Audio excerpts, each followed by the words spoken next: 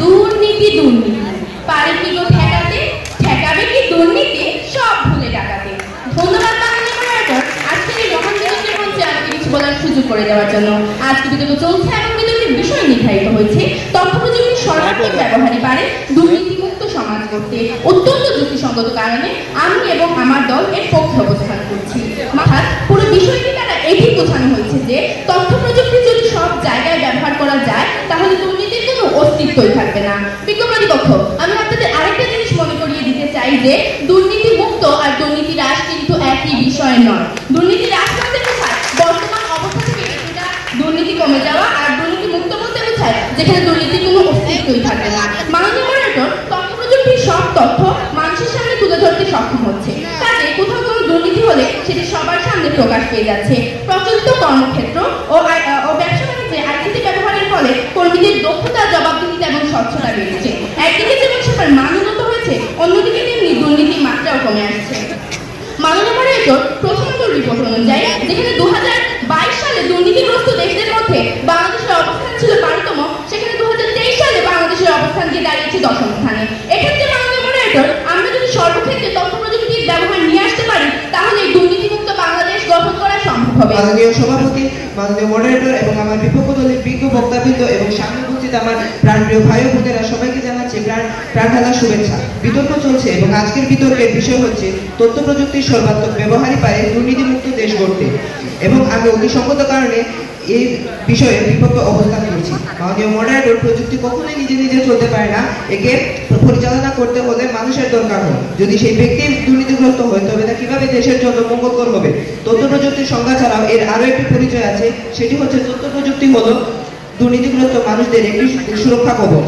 এই তথ্য প্রযুক্তির কারণে দুর্নীতিগ্রস্ত মানুষরা তার আড়ালে দিনের পর দিন দুর্নীতি করে যাচ্ছে। তাহলে এই দুর্নীতিগ্রস্ত মানুষদের দ্বারা কিভাবে আমার বিপক্ষ দল একটি দুর্নীতিমুক্ত দেশ করবে তা আমার বোধগম্য নয়। তাই আমি চাই দেশের তথ্য প্রযুক্তির সর্বাত্মক ব্যবহার না হয়ে পরিকল্পিত ব্যবহারে বাস্তবায়িত হোক। এর ফলেই আমরা বঙ্গবন্ধু সোনার বাংলাদেশ করতে পারবো, নতুবা বাংলাদেশে একদিন হারিয়ে যাবে অন্ধকারের কালের নামের চাপা পড়ে। আমি আমার বক্তব্য শেষ করছি। ধন্যবাদ সবাই।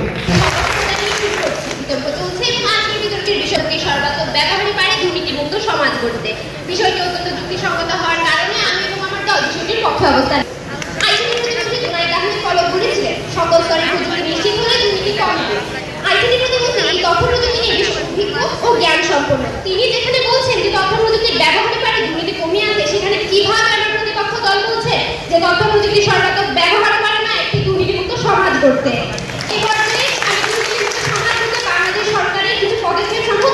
চাই মাননীয় মডারেটর, পাসপোর্টের মতো একটি গুরুত্বপূর্ণ জিনিস হাতে পেতে আগে সময় লাগতো মাসের পর মাস। এই ভোগান্তির শিকার আমার পরিবার ও আমি নিজেও হয়েছি, কিন্তু এখন ই পাসপোর্ট থাকায় সাধারণত 15 থেকে 21 দিনে, জরুরি ক্ষেত্রে 5 থেকে 7 দিনে ও অতি জরুরি ক্ষেত্রে 2 কর্মদিবসে আমরা পাসপোর্ট হাতে পেয়ে যাচ্ছি, এবং এর জন্য কাউকে দিতে হচ্ছে না কোনো প্রকার ঘোষ।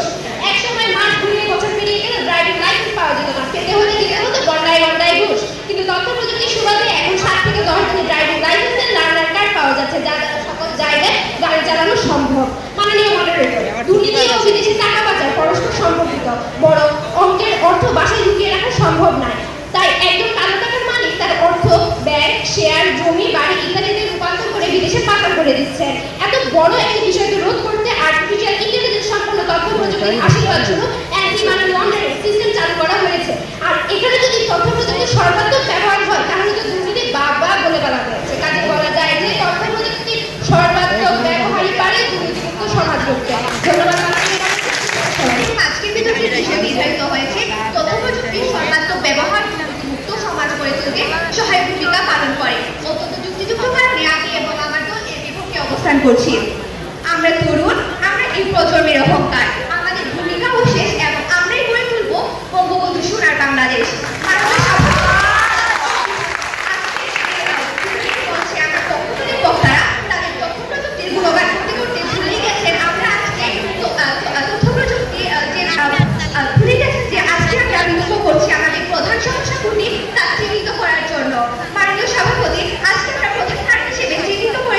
তথ্য প্রযুক্তিকে নিয়ে, কিন্তু তারা এই তথ্য প্রযুক্তির পিছনে আমাদেরকে প্রধান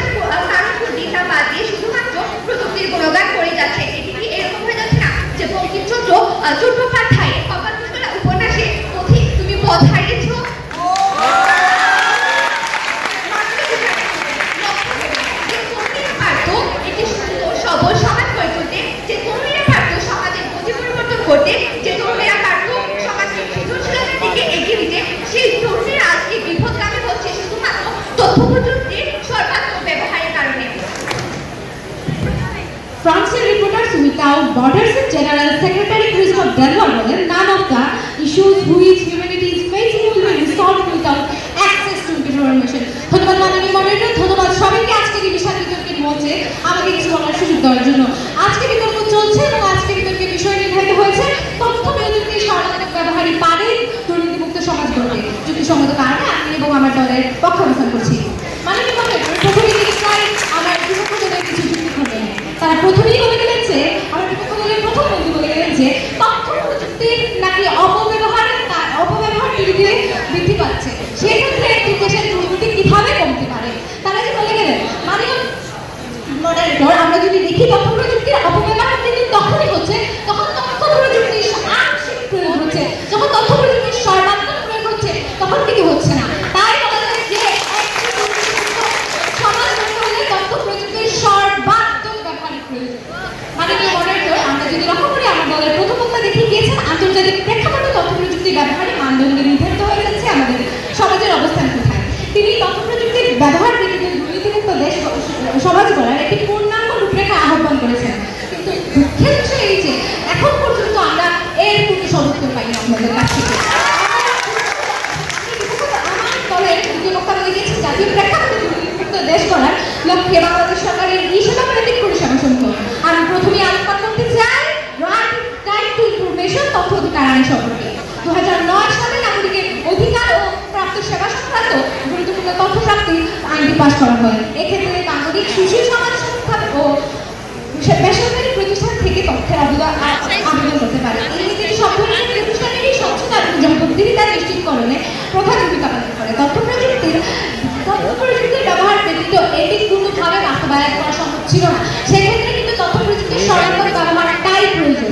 মাননীয় মডারেটর, আমার প্রথম বক্তা বলে গিয়েছেন দুর্নীতি মুক্ত এবং দুর্নীতি হ্রাসের মধ্যে যে পার্থক্যটা দেখিয়ে গিয়েছেন, কিন্তু আমার প্রতিপক্ষ দলের বন্ধুরা এখানে এসেই মুখ থুবড়ে পড়েছেন। তারা তাকে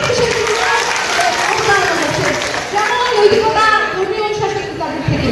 মাননীয় মডারেটর, তা এতে আমাদের দেশের আংশিক দুর্নীতির হ্রাস পেতে পারে, কখনোই একটি দেশ দুর্নীতি মুক্ত হবে না। মাননীয় মডারেটর, সামাজিক পর্যায়ে বিভিন্ন অপরাধ ও দুর্নীতি নিরসনে সিসিটিভি ফুটেজ, বায়োমেট্রিক হাজিরা, biometric recognition, smart NID, online লেনদেন ইত্যাদির অবদান আজকে অস্বীকার করতে পারে। তাই চলুন বন্ধুরা একই সুরে একই তালে বলি, তথ্য